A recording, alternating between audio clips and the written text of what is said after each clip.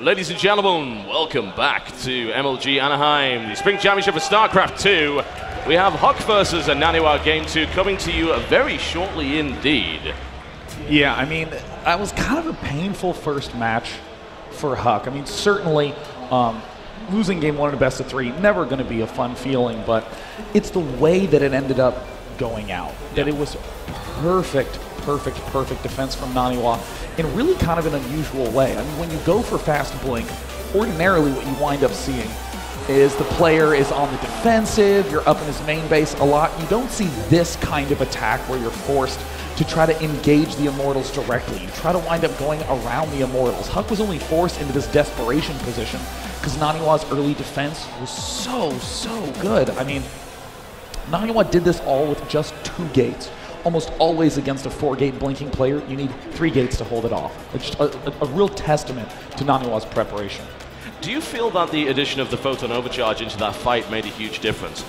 Oh yeah, I mean, it goes without saying. The Photon Overcharge definitely tips a lot of edge in the favor of the player who's the defender. But if you look at the way that Huck set things up, it was brilliant. I mean, Huck moves in there with 3 gates worth of pressure, baits the Photon Overcharge almost immediately from Naniwa. But Naniwa thinking a little bit farther ahead, making sure that he had enough force fields to pick off those 3 Stalkers. And you don't want to be using your force fields to pick off Stalkers if they do have blink. Yeah. Naniwa knew that there was a window. Yeah, I can get just a little bit extra damage in there. Yeah. Very smoothly played. And those 3 Stalkers really do make a difference in the mirror matchup. There's no real question about that. If he'd had those 3 Stalkers, maybe we would have seen a different outcome. As it stands, however, we've got Huck down 1 game in this best of 3 series already. And Huck has demonstrated some great PvP in the tournament so far, but he's looked a little shaky. His series against State, he showed some flashes of brilliance, and then he made a few moves that were just uncharacteristic, not the kind of control you would have expected from him.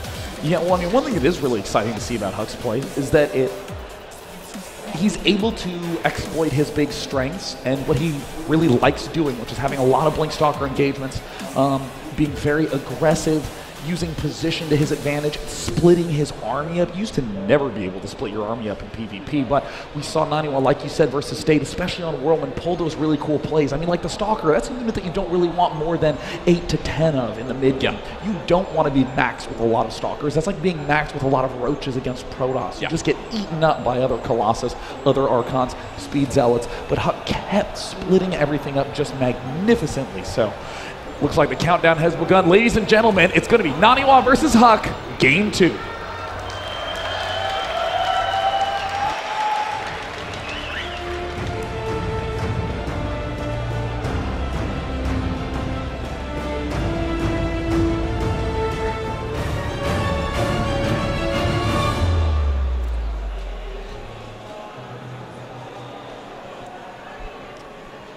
Well, folks, it doesn't get much bigger than this when it comes to the map pool. And spawning both, in fact, down to the southern position. That was not the right map, but never mind. We'll go with it. Down in the bottom left-hand position. One of the only 2-time champions of MLG. Can he go for a 3rd first-place medal today?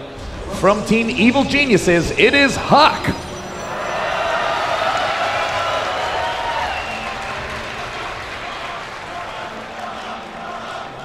Versus his opponent to the southeast position, currently up 1 game in this best of 3 series. In the red trunks playing Protoss, Alliance Naniwa.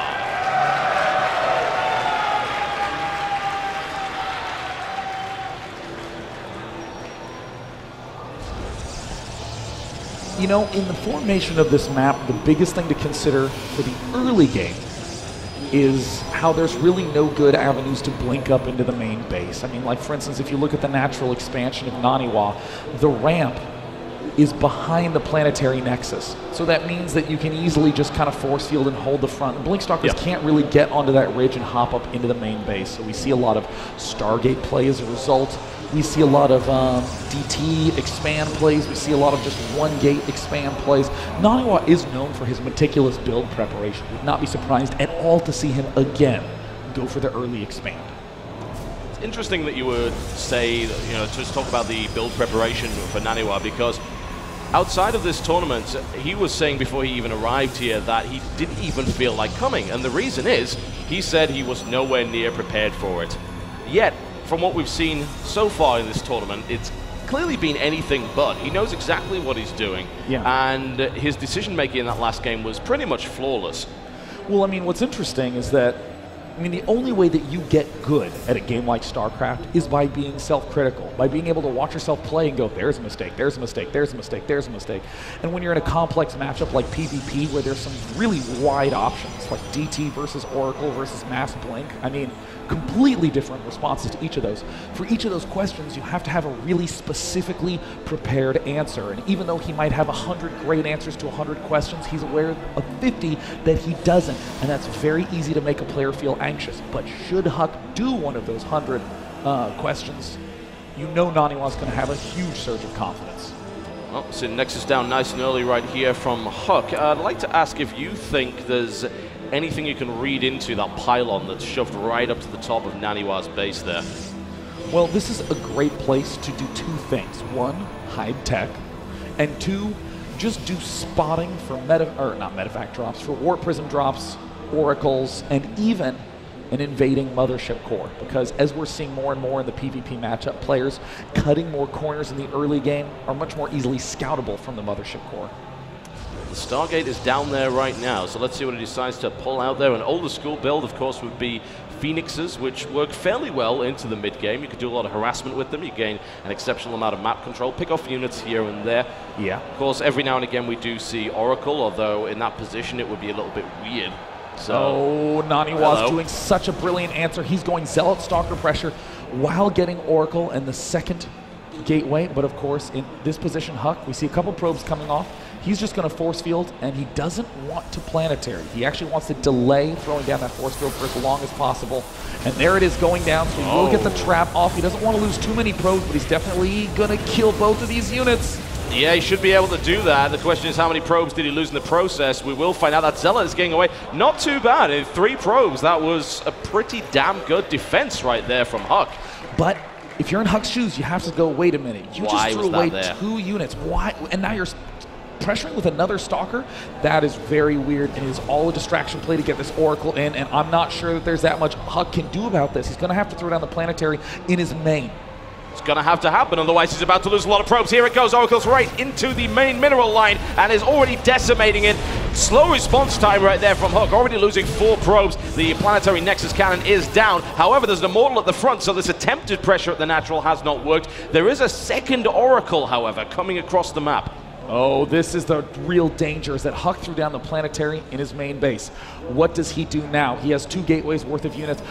Naniwa's just going to warp in 3 rounds of units and sweep in quickly with a pair of Oracles and bust the front down. Just got to be careful. That sentry does not want to be at the front there. It will get picked off almost immediately by an Oracle, just like that. So the force field doesn't go down from there, and here comes the engagement. So few units here for Huck already. He's going to lose his Immortal to Oracle focus right there. There is so little left for Huck on the ground already here. The question is, can Naniwa actually do any more damage? Just utter domination by Naniwa on this series, start to finish. The Mothership Core still needs another 25 energy to throw down the planetary. It's not even going to survive. It's going down already. Zealots versus Stalkers. Units lost tab tells the whole story. 2,000 to 650. Naniwa efficient, ruthless, ripping down Huck, who used the same build that Naniwa used in Game 1. Oh, Naniwa is obliterating Huck right now, and the answer to the question, can he do any more damage? Absolutely. There's nothing left from Huck to really hold on to that natural. He's got to sack that if he wants any chance of staying in the game. He must sack and put on a great defense at the natural ramp. Can he do it? It's going to be a tall order. Here it comes. Nice little split off. That's good. He takes down 1. He looks for a second one right here. This is about to get really intense in terms of the micro battle. Wants to finish off that Stalker. Is trying to even things up right now. He's bringing an Immortal onto the field once again. Will he be able to get out in time, though? Another Oracle on the way as well. Naniwa is not messing around at all. Nope. He's continuing to morph in forward pylons. He's supply blocking Huck. Huck is now, oh my god, another Oracle in the main base with 12 kills. Huck, 23 workers killed. GG. Naniwa tears through EG Huck 2-0 in fine fashion. That did not look close. Well, I mean, this, again, is where you see Naniwa truly shine. When he sits down, has prepared builds against almost everything. And on that map, you saw how carefully timed everything was to get that warp gate out so fast. And it's very unusual to push with a single Zealot and a single Stalker. But against what Naniwa saw, it's the perfect answer. Virtually, I mean, Huck could have done that build 100 times and may have had zero experience against that. It was calculated, cold, and brutal, as he said. No mercy given or expected from either of these guys. But Naniwa tears on through, and of course, he will advance alongside an awful lot of Koreans in the winner's bracket. Huck, unfortunately, will be falling down to the loser's bracket, has a much harder road ahead of him. Yep. Naniwa, many people have said he is the #1 foreigner at almost all the tournaments he enters. Second place at DreamHack, narrowly losing 2-3 in the finals.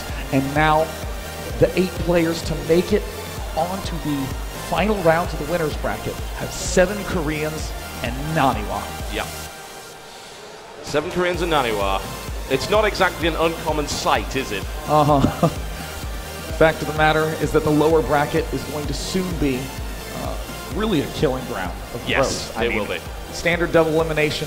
All the players will be seeing for much of the rest of the day. In fact, are going to be non-stop eliminations, players dropping out. The next match on the main stage, though, is going to be upper bracket round 5. 2 very popular players, 2 very talented players, Jaedong and Deer, will be playing on the main stage.